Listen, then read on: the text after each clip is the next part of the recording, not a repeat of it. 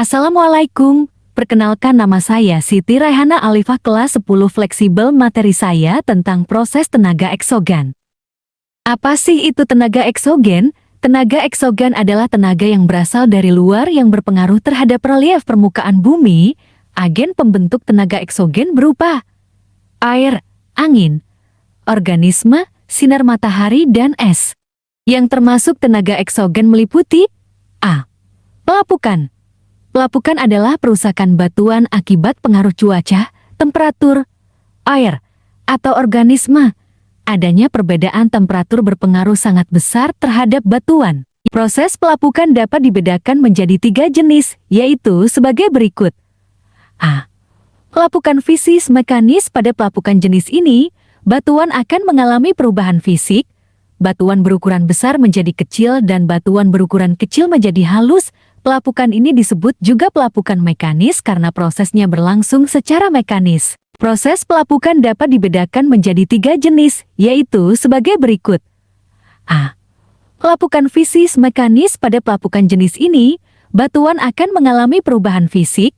Batuan berukuran besar menjadi kecil dan batuan berukuran kecil menjadi halus. Pelapukan ini disebut juga pelapukan mekanis karena prosesnya berlangsung secara mekanis. B.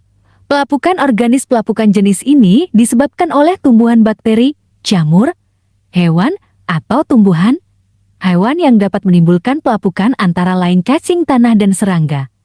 Pelapukan yang disebabkan oleh tumbuhan dapat bersifat organis dan kimiawi. Pelapukan organis berupa pelajaran akar tumbuhan di dalam tanah dapat merusak batuan di sekitarnya. Pelapukan kimiawi terjadi akibat asam-asam yang dikeluarkan oleh akar tumbuhan ketika mengisap garam mineral. Asam-asam ini bersifat merusak batuan sehingga mendorong terjadinya pelapukan.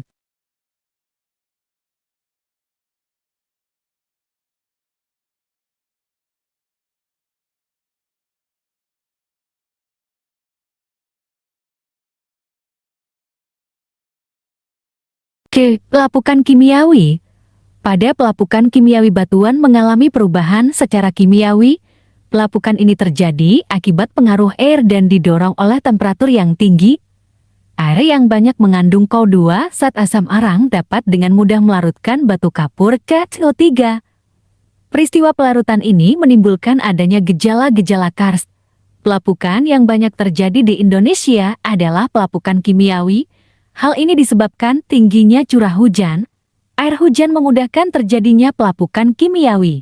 Terdapat beberapa gejala karst, antara lain sebagai berikut beserta gambarnya. Nah, di gambar pertama ada dolina, di gambar kedua ada goa dan sungai dalam tanah. Nah, terakhir ada stalaktit dan stalagmit.